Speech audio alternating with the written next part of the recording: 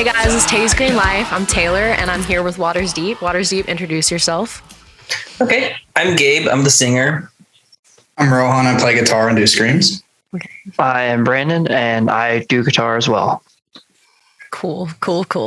How long has Watersdeep been a band? I would say maybe 2018 is when we became a band. It was sort of like an acoustic project before that, but I don't think we really became a band until 2018. And that's when like Rohan joined, Brandon joined a little later. But yeah, I would say 2018 was our formation year. That sounds cool. Yeah. I'm sorry, you can go ahead. Yeah, I was just going to add to that. I think our first show was in April, wasn't it? It was a show you booked. Yeah, I think we'll probably get to that. But yeah, April. That was a fun show. That was our first show, and as a full band, like as you know, a 3-piece, I guess we started off. That was a fun time.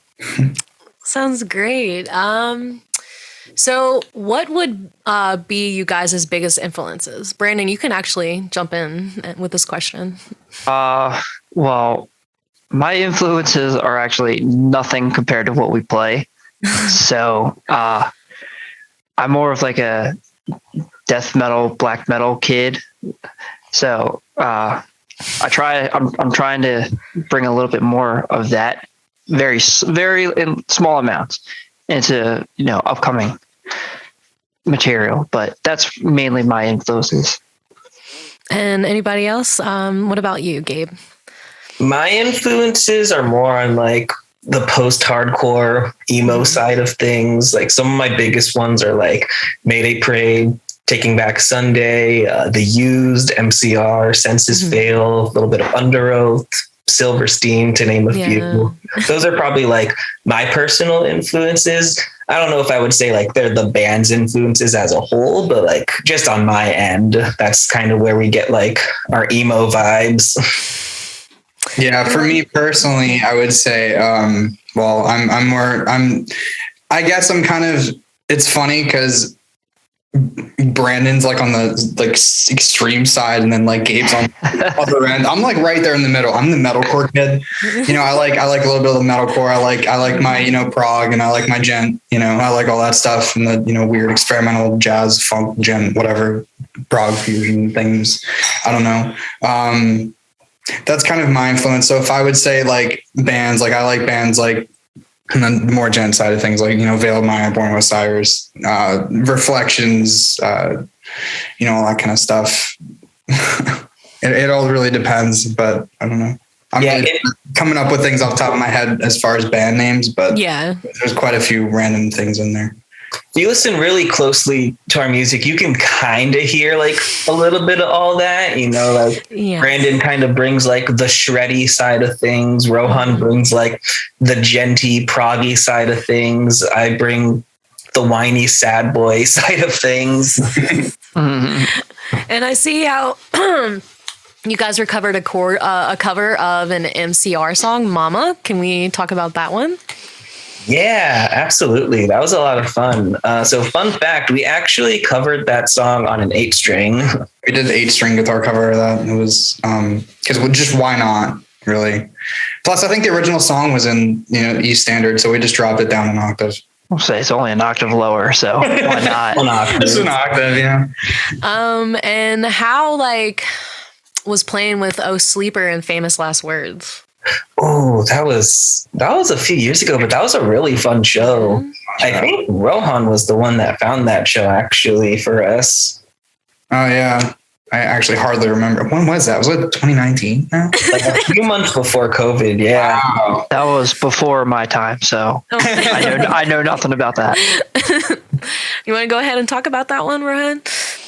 I would, but it's just so long. I hardly remember exactly the process. I remember the show though. The show was great. The show was fun. There were quite a few people there. It was like Cafe 611. I think it was Convictions. It was Oh Sleeper, Famous Last Words, and I think Empty. Empty, yeah. which by the way, Empty was dope as well. But yeah, that was a pretty fun show. I haven't seen Cafe 611 like that packed in a while. Like sometimes like they do, but like, wow, like that show, like there's a lot of people there.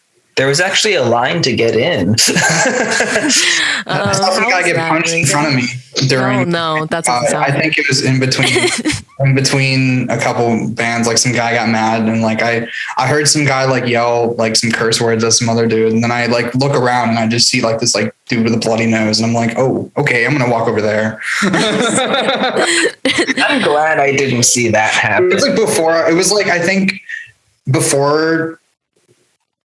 Maybe before Famous Last Words, or I don't remember. It was like after our set, like a couple bands after our set. It was really funny, or not funny, but I don't know. Yes, Yeah, bloody it's a noses are little funny. Yeah, no. So how was playing the Blue Ridge Rock Festival? That was a little more recent. So that one we remember more. Yeah, I remember that a little bit better. That was a cool experience. Like, yeah, that was definitely the biggest show we ever played. It was really stressful in the moment, like getting ready for it, you know, like driving down there, making sure everything's like good to go, making sure we sound good. Because we had never really played anything to that level before. So it was one of those things where it was kind of stressful leading up to it. But now looking back, you don't really remember that. You don't really remember the stressful parts. You just remember like the fun parts now. So now looking back, we're like, damn, that was a good time. That was a lot of fun. Personally, I think it was even. Oh, sorry, Brandon. Go ahead. Nope. Well, I was gonna say it was definitely interesting working with people who were setting up your stuff for you this time, since we're all so used to, you know, getting everything out of the car, setting it up ourselves. But this time, we're getting it out of the car, and people are taking it up for us and like, here, what's next? Give me this. We'll set it up for you. Just get it out of the car. I'm like, oh, okay. All right, here, I'll let you do it all. I'll sit here. I'll enjoy my coffee. Do you? That was pretty nice. That was an experience. And then just walking up on the big stage and like, wow, what do I do with all this room? We're used to like 10-foot stages, not 50-foot stages. Yeah, how was that experience? Like having like a huge group of people just kind of like migrating to you after a big band just played in the stage before you. It was cool. Yeah, like I feel like we played for like a lot of new faces that hadn't heard us before. And even now, like a few months later, every once in a while, like we'll get a comment on TikTok that's like, I saw you guys at Blue Ridge. And I was like, whoa, no way. Like that's really cool. That sounds great. That show was so fun. I mean, I will say like it was super stressful already. And I think for me, it could have been, I guess it could have been less stressful, but because it could have also been more stressful. I don't know. For me, it was just also kind of weird though, because I ended up playing drums at that show, and I'm not really a drummer, so I was like, oh god, and it was like decided really like quick before the show because there was like some plans fell through. So I was like, ooh, this is gonna be hard, but you know, I think I kind of pulled it off, so it was all right. It worked out, and it's kind of cool to like be able to say that I did. I don't know. It sounded good to me. Yeah, I was gonna say it sounded really good for me as well. Well, that's a good experience, like a great experience. But stuff like that is insane, and how like you guys are able to come together like quickly like that. And with being a community, you know, like you guys got to meet a few people out there. And who was like a big influence that you got to meet at a lineup like that? I got to meet. Sorry, I didn't mean to interrupt your Ming, but I got to meet Jesse and Adam D from Killswitch, which was really awesome. They're a huge influence on me since I've started listening to them, you know, at a fairly young age. So that was cool, you know, just walking back in the artist section, and they're just there, and I'm like, all right, I gotta go say hi. So that was cool. Pretty cool. Yeah. Anybody else got experiences they want to share? I didn't meet a whole lot of people at Blue Ridge. I met the drummer for ABR because we were playing on the same stage as them. So that was really awesome. He was super nice to us. I've met Spencer from Ice Nine Kills a few times. He was actually playing, like Ice Nine Kills was playing the same day we were playing, but I didn't get to see them. But I've seen them live like a bunch already. So it was all good. I've gotten like 3 selfies with Spencer over the years. And next time, if I ever meet him again, they're like way bigger now than when I used to go see them. But if I ever meet him again, I'm going to just be like, remember all these selfies? He'll probably just be like, who the hell are you? That sounds cool. I heard about an experience you guys had.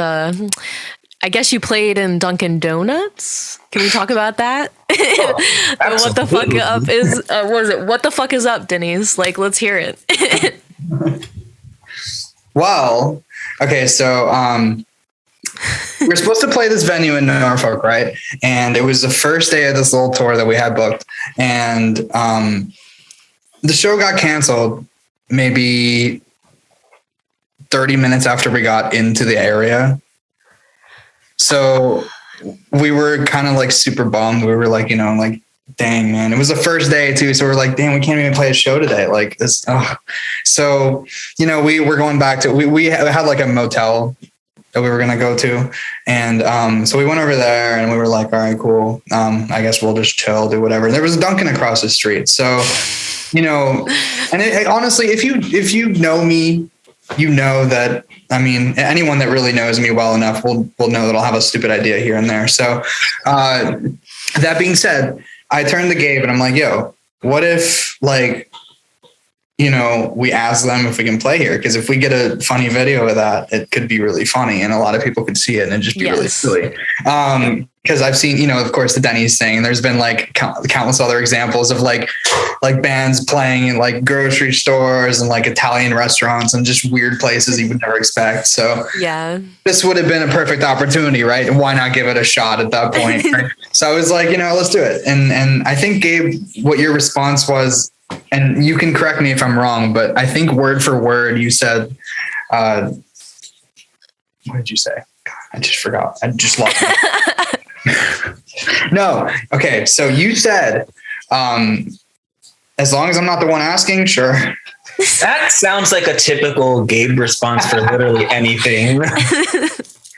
Yeah. How did that go? Like, what exactly did you guys do to even get into Dunkin' Donuts? Like, who did you? I went in there and I think I ordered a drink or something just so it wouldn't be as weird. And then like I ordered the Kit Kat, whatever thing. I don't know if they have it anymore, but I don't know. They had some weird Kit Kat drink and I was like, sure, why not? Because Kit Kats are good, right? But I got that. And then I asked them, by the way, so we're a band and like we are on tour and we had a show that we were supposed to play today and the venue canceled. Can we play here by any chance? And he looked at me and he was like, let me get the manager real quick.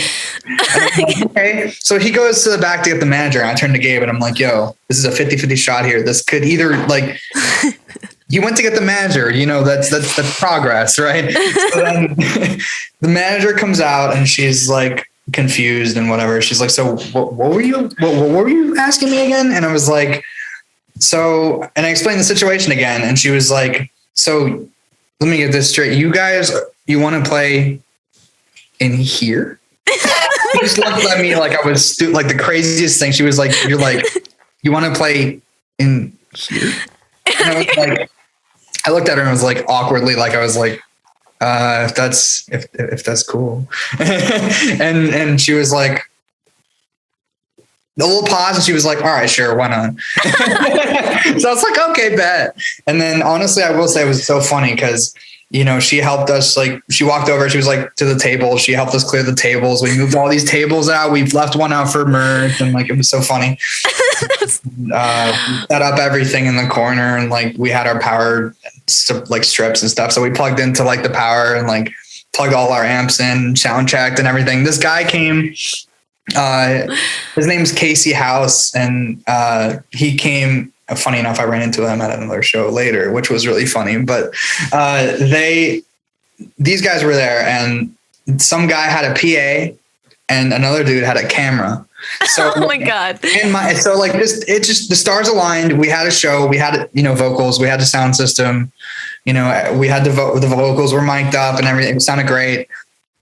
And also, yeah, I mean, we got a kick-ass promo video out of it, and it was just really funny because it's on YouTube now. There's a whole promo video of us playing through like our song, I Wish I Had the Courage to Tell You This Sooner. And it's just like just random clips of us playing at the Dunkin'. I mean, that's cool. It's really awesome. Like that's a cool story. Like not a lot of people do that. I mean, the Denny's though, that's hilarious. That's yeah. And the fact that you guys also did it, like, but at a Dunkin' Donuts is insane. Like, I'm surprised she said yes. I was happy. Yeah. And with other venues you guys have played at besides Dunkin' Donuts, what was one of your favorites? For me, I would say my personal favorite venue that we've ever played at was maybe Baltimore Soundstage.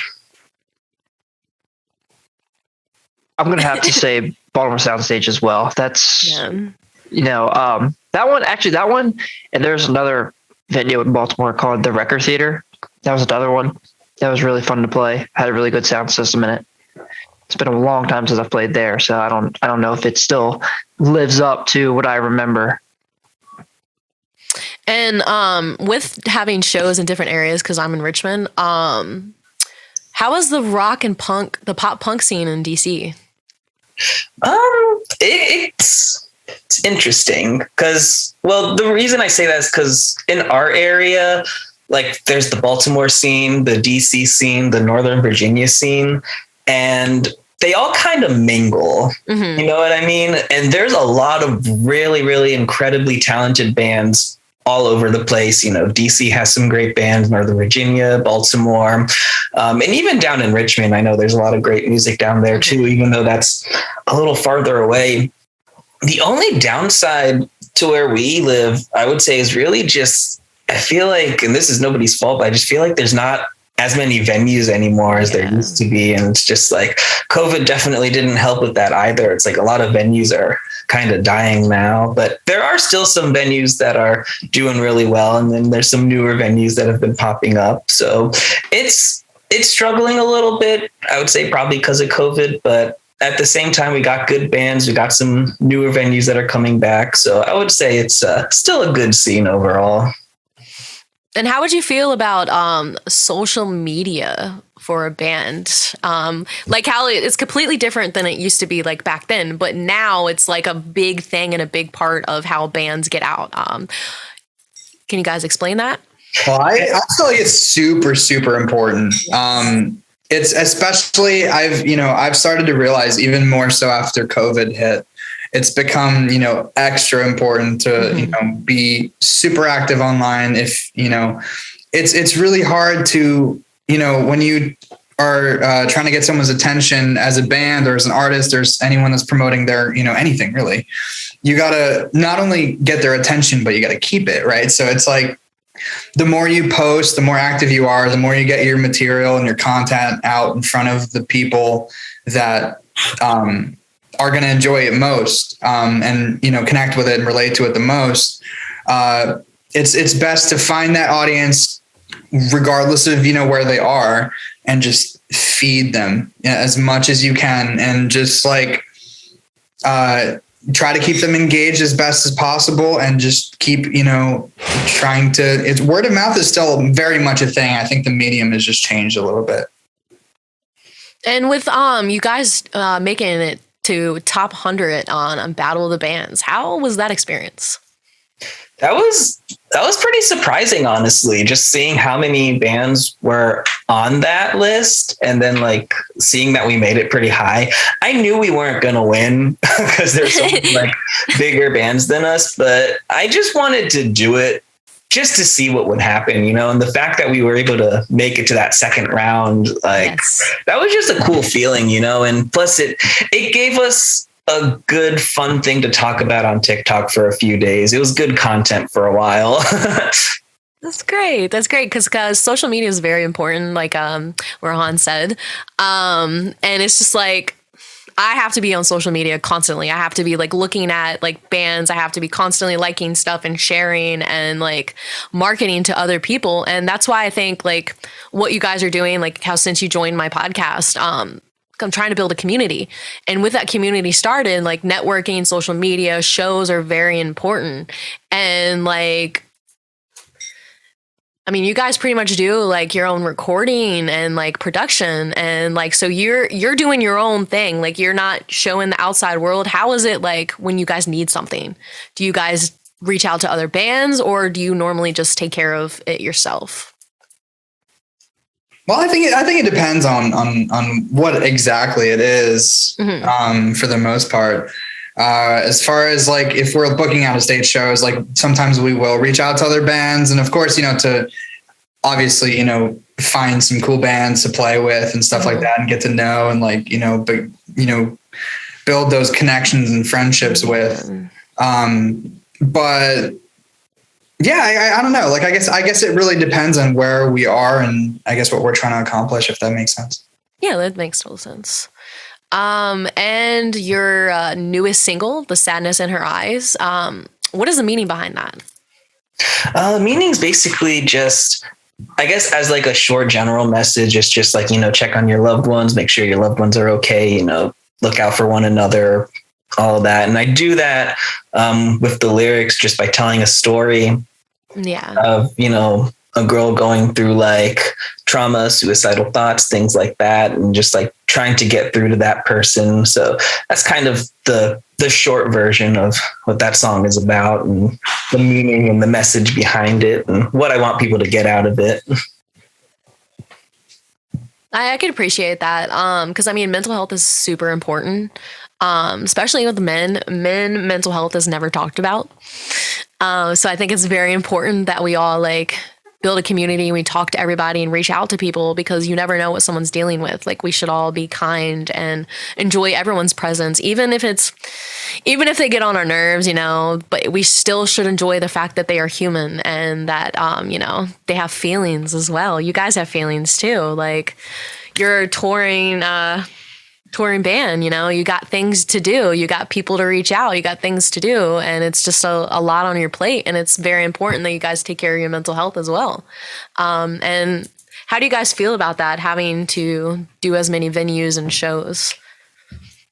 It's a lot of fun, but at the same time, like you said, it can be pretty exhausting if you do too much of it. Like I know, at least for me personally, I get burnt out pretty easily. And even like this year, like we didn't play shows for like a few months. And there were a couple of reasons for that. One of them was, we're working on recording a lot of new music, but honestly, even if we weren't, I still feel like I probably would have needed that break anyways, just because, after COVID, once shows started coming back, we played Soundstage, we played Blue Ridge, did a little tour, we played a lot of really fun shows and they were great, but I was just feeling like kind of exhausted after all of it and like just needed a little break. So yeah, sometimes you need that break, but now I'm feeling ready to get back out there.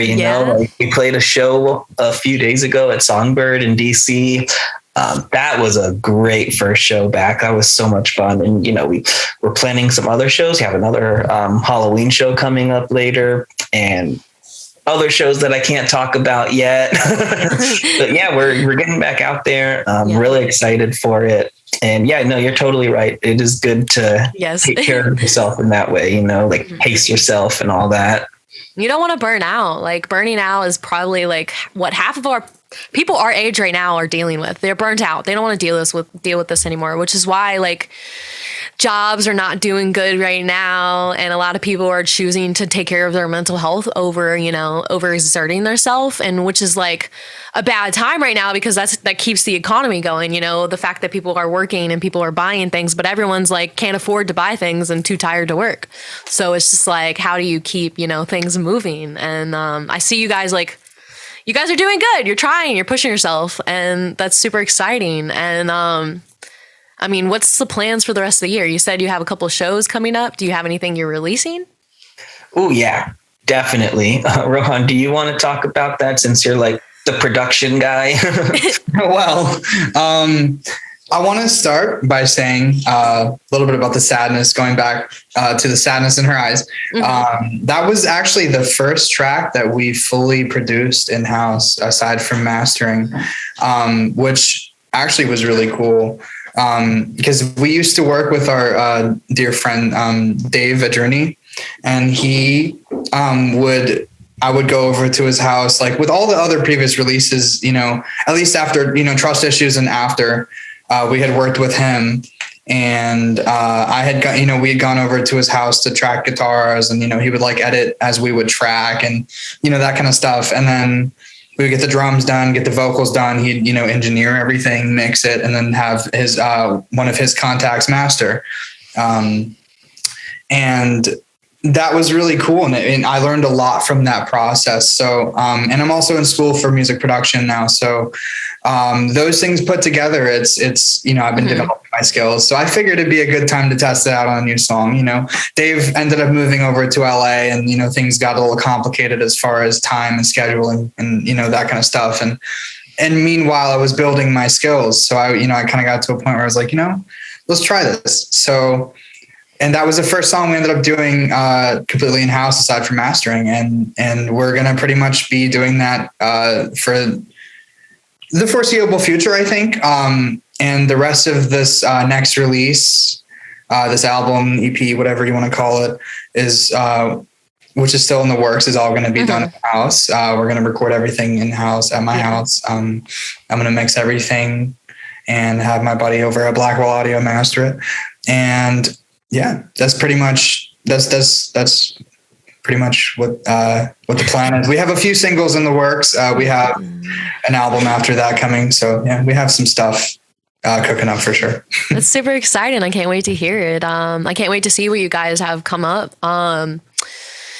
How would you say, since you said you had a member move away, how would the songwriting and practice, like how often do you guys do that together?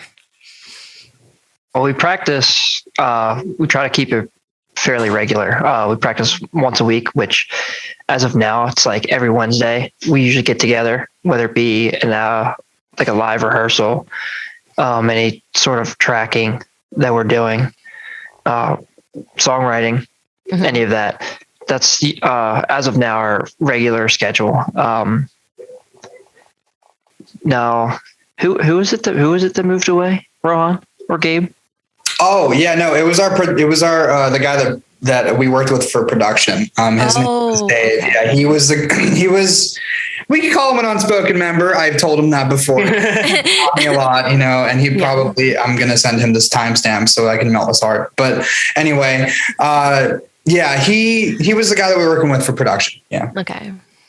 Yeah, and he helped us a lot too. Like, I'm not really a production person, but I feel like just watching him and watching Rohan, like, I've learned a lot myself too. And Dave was super cool in the sense that he would like add a lot of cool things. Like, it was cool having an extra pair of ears that heard our music and would like incorporate things into our music that we wouldn't have thought of or that we wouldn't have heard, So he really helped like bring our music to life a little more. But now I'm noticing Rohan's incorporating a lot of what Dave would do as well. So Rohan's basically like Dave 2.0 at this point. Man, I'm telling you, man, this guy has taught me a lot. Well, that's cool. I'm super excited to hear what you guys got going on. What do you guys have any recommendations for any of the bands trying to do what you guys are doing right now? The most that I would say is to just be consistent. Keep doing what you're doing, keep putting music out, keep posting content, and like we were saying earlier, stay on social media. It's super important. It can be pretty exhausting sometimes. I run our TikTok and it is tiring coming up with ideas all the time.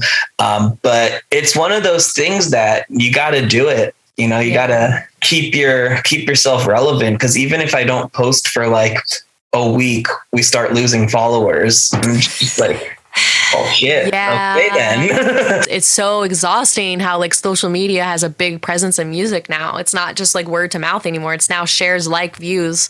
I guess transferring those people from your social media to like your YouTube or your Spotify or any of that, like it's tough making that transition sometimes. You got to make it like really easy for people. I feel like the YouTube community is like its own entity. Like you have your YouTube community, then you have your social media, which can be, a blend of everything: Facebook, Instagram, Twitter. But I feel like YouTube is just its own thing. Like Yes. you have to build a whole YouTube community and then build a whole. It's like twice the work for the same. That's thing. a good point, actually. Yeah. I want to thank you guys for being here. It was a pleasure talking to you, especially about the Dunkin' Donuts story. That's insane. You guys go ahead and put in your plugs. Guys, this is Watersdeep. Check them out. Go ahead and tag yourself and let everyone know where to follow. Yeah, you can follow us pretty much everywhere. We're just Watersdeep on Facebook. I think we're Watersdeep Band on Instagram. Mm-hmm. And then we're just Watersdeep on TikTok. And then you can pretty much find our music anywhere. Anywhere that DistroKid puts it, we're there. But we mostly use Spotify for the most part. And thank you so much for having us today. This was a lot of fun. I hope you guys can join again. And thanks for having you guys. It's been a pleasure. I hope we can talk soon. Yeah, thank you.